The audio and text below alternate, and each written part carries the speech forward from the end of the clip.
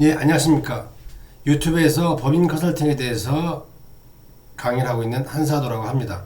자, 지난번에 올린 그 30분짜리 영상들을 보시고 구독자 대표님께서 10분짜리로 좀 해주면 좋겠다. 내용들이 좀 긴 시간이 기니까요. 그래서 저는 한 분의 구독 대표님이라도 요구하시는 상대에 화답을 한 차원에서 다시 10분짜리 짤을 만들게 됐습니다. 그래서 오늘은 첫 번째 시간으로 재무 컨설팅에 대해서 말씀을 드리도록 하겠습니다.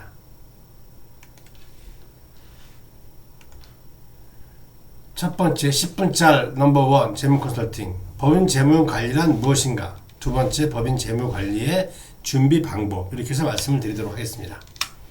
자, 기업 재무 관리란 무엇일까요?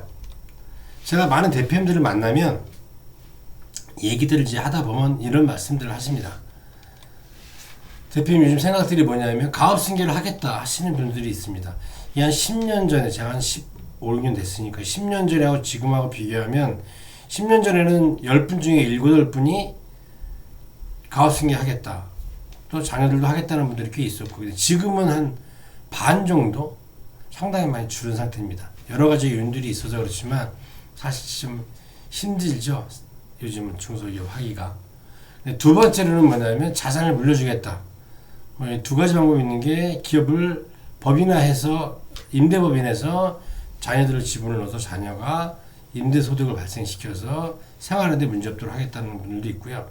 또는 기업을 정리해서 조물주의 건물주라고 그 건물을 증여를 해서 그거 갖고 생활을 하는데 앞으로 문제 없도록 준비를 해주셨으면 한다. 이런 대표님들도 계십니다. 그리고 이제 마지막으로 많지는 않은데요. 쓰고 남은 거 내가 쓰고 남은 거나 그냥 주겠다 이렇게 얘기하시는 분들이 있습니다. 그러면 어떻든 간에 이 세 가지는 결과적으로 한 가지로 모입니다. 법인은 뭐냐면 주식을 정리해야 된다는 거죠. 주식을 증여하든 매매를 하든 주식에 대한 정리가 필요합니다.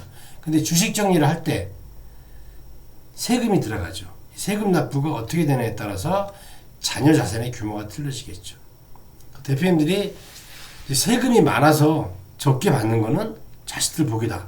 이렇게 얘기하시는 분도 한 100분 중에 서너 분 정도 계시다고 할 수가 있겠습니다. 근데 이 법인은 개인하고 틀리게 개인은 그냥 있는 전에도 말씀드렸지만 내가 남아있는 돈 자체가 전체가 되지만 법인은 틀리다는 거죠. 주식 가치가 상승을 하면 세금이 증가를 합니다. 결과적으로 자녀 사양이 줄어들고요. 반대로 주식 가치가 하락을 하면 납부 세금이 감소해서 자녀 사양이 증가하죠. 그러니까 주식가치 실자산은 법인의 순자산이 100억인데 200억이 될 수도 있고요. 아니면 50억이 될 수도 있다는 거죠. 그래서 법인은 그래서 좋기도 하지만 나쁘기도 하다는 거죠. 자, 근데 만약에 이렇게 방법이 없으면 할 수가 없죠. 그리고 방법을 몰라도 어쩔 수 없는 겁니다. 근데 이제 제 얘기를 듣고 방법을 아는데도 안 한다는 것은 좀 그런 거죠. 사실 제 고객들 중에 2세들도 1.5세나 2세들이 있거든요. 더 잘 압니다. 왜냐하면 젊은 사람도 이런 거에 관심이 많아서 자기네끼리 대화하다 보면 거기에서 아는 것들이 많고 또 교육도 많이 다니니까요. 그래서 사실은 대표님보다 잘 알고 있죠. 근데 얘기합니다. 제 고객들의 1.5세대 자녀들이 아버지가 아는데 안 하신다. 이런 분들도 꽤 있습니다. 자, 그러면 어떻게 무엇을 준비해야 되느냐. 큰 대원칙은 이렇습니다. 세법을 통해서 적법한 방법으로 절세 관리를 하면서 후손의 미래를 준비하셔야 된다는 거죠. 대개 불법적으로 약간의 편법이라고 하죠. 해서 혹하는 경우가 있습니다. 이거는 나중에 필히 문제가 됩니다. 그래서 가장 중요한 건 적법하게 진행을 하셔야 된다는 거죠. 자, 그러면 사전에 어떤 준비들을 해야 되느냐. 첫 번째, 주식 지분 조정. 그 다음에 주식 가치를 관리하는 거. 세 번째는 일부 자산의 분배 활동들. 네 번째는 기업 자산의 분산. 다섯 번째는 법적인 준비를 해야 된다는 거죠. 어떤 내용들이냐면 지분 조정은 이게 시작입니다. 지분이 하나도 없으면 의미가 없습니다. 임원을 달고 있는 건 언제든지 물러날 수가 있습니다. 그리고 그거는 회사의 주인이 아닙니다. 지분을 가지고 있어야 주인이 되는 거죠. 그래서 지분 조정이 시작입니다. 이따 뒤에 한번 샘플 보고 말씀을 드리고요. 주식 가치가 그리고 가능한 한 낮게 관리가 돼야 됩니다. 물론 실자산보다 낮기는 어렵습니다. 관리하는 동안은. 하지만 아까처럼 2배가 넘거나 50% 넘거나 이런 것들은 관리를 해야 되는 거죠. 충분히 관리할 수가 있습니다. 그 다음에 일부 자산에 대한 분배 활동을 해야 됩니다. 배당 같은 걸 해서 분배 활동을 해야 되는데 이걸 할 때는 확실히 차등 배당을 하셔야 됩니다. 배당은 뭐 다음 짤로에서 한번 설명을 드리겠습니다. 그 다음에 기업 자산의 분산. 길게로는 긴 시간 동안은 보수를 적정 수준 올려서 실행을 해야 되고, 그다음에 자기주식 같은 걸 통해서 기업 자산의 분산 활동들을 필요로 합니다. 네, 법적인 준비는 맞춤 정관을 만드는 겁니다. 50억과 100억의 회사가 정관이 같으면 되겠습니까? 안 되죠. 근데 다 똑같이 쓰고 계시는 거죠. 그 다음에 정관은 대표님의 법인에서 결과물 불출 행위에 대한 적법성을 부여하는 역할을 합니다. 그렇기 때문에 정관은 중요합니다.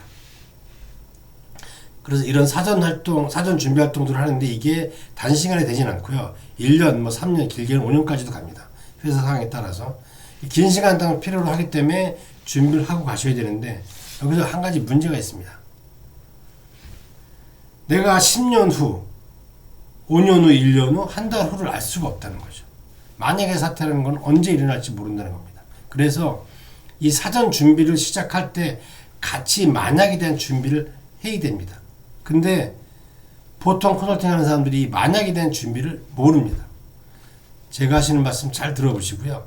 만약에 대한 준비는 뭐냐? 대표님이 이거 하나만 기억하셔도 됩니다. 만약 문제 발생 시 법인의 주식가치 하락으로 상속 세금이 감소해서 상속세 완납하고 이러면 퍼펙트하지 않겠습니까? 물론 이게 뭐 몇백억 몇천억 되는 데는 좀 틀리죠. 그리고 또 혹시 있는 가지금도 상환하고 여유자금이 남아서 가족에게 줄 수 있는 이런 준비가 되어 있는 상태, 이게 바로 만약에 대한 준비입니다. 이 준비가 돼 있어야 사전 준비를 쭉 같이 해나갈 수가 있는 거죠. 그러니까 만약의 준비는 바로 이걸 준비하는 거고요. 사전 준비는 자산의 분배가 이루어진 것을 얘기하는 거죠. 자, 그럼 한번 샘플 한번 보시고 말씀을 드려보도록 하겠습니다. 이 업체가 제가 23년에 만난 업체인데요. 여기 보시면 전에 앞에 강의에서 말씀드렸죠. 2013년에 설립된 법인이고 주식이 2만 주에 언주가 10,000원입니다. 그래서 2억 22년에 2억 1천, 2억 2천, 1억 3천 이렇게 이익이 났었고요. 주식 가치는 97,000원 정도 됩니다. 근데 이제 올해는 한 3억 정도 이익이 난다고 얘기하시더라고요. 자, 그럼 여기서 한번 보시면 여기는 지난번에 있던 강의 자료에는 순자산이 보다 주식가치가 높았지만 여기는 보시면 순자산이 18억 7,900, 주식가치는 19억 4,700, 얼마 차이 나지 않습니다. 이렇게 관리를 해야 된다는 겁니다. 이 대표님은 아시고 한 건 아니지만 잘 되고 있는 거죠. 근데 이제 내용을 한번 보시면, 자, 이걸 대표님들이 시키신 거라니까.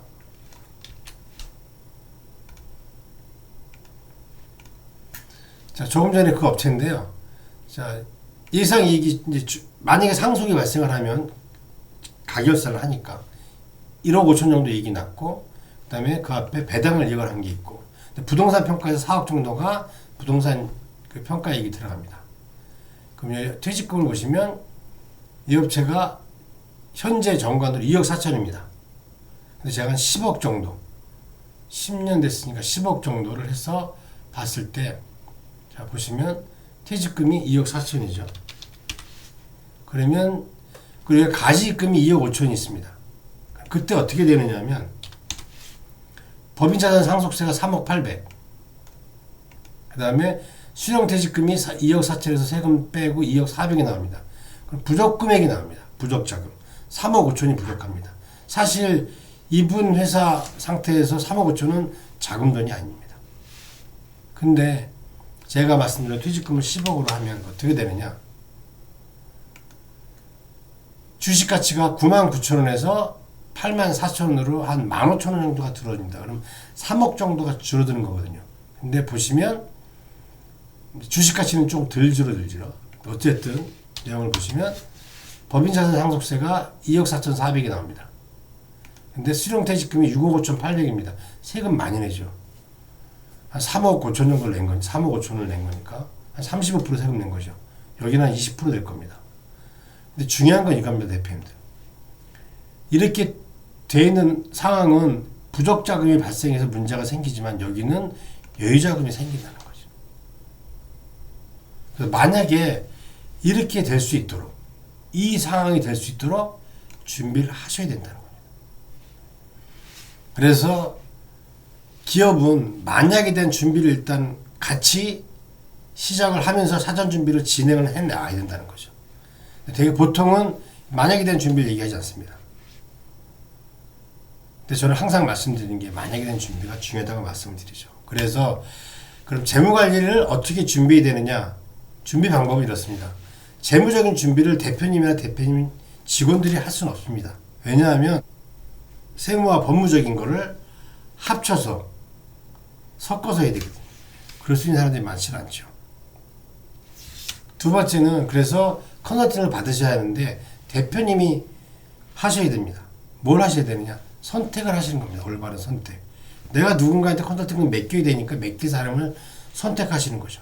그럼 그 사람을 선택할 때는 폭넓게 잘 알고요. 뭐 배당이 어떻다, 정관이 어떻다 하나씩이 아니라 이 전체를 세무적으로 아우를 수가 있어야 됩니다. 두 번째는 실무적 경험이 풍부해야 되죠. 지식만 있다고 잘할 수는 없거든요. 경험이 없으면 실수가 할 수가 있습니다. 세 번째는 신뢰가 가는 사람을 선택하는 겁니다. 그래서 필요성을 느끼시고 이제 방법도 있다는 걸 아셨는데 준비를 안 하시는 것은 내 회사와 나의 가족에 대한 사랑이 부족한 것이라 생각합니다.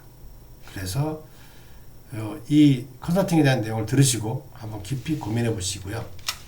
저한테 1시간만 시간을 주시면 사전 준비나 만약에 대한 준비에 대해서 말만이 아니라 앞에 보신 것처럼 프로그램을 통해서 대표님의 자료를 입력을 해보면 그 나온 결과 수치를 가지고 어떻게 할 건지를 상담을 드리는데 무료 상담을 해드리도록 하겠습니다.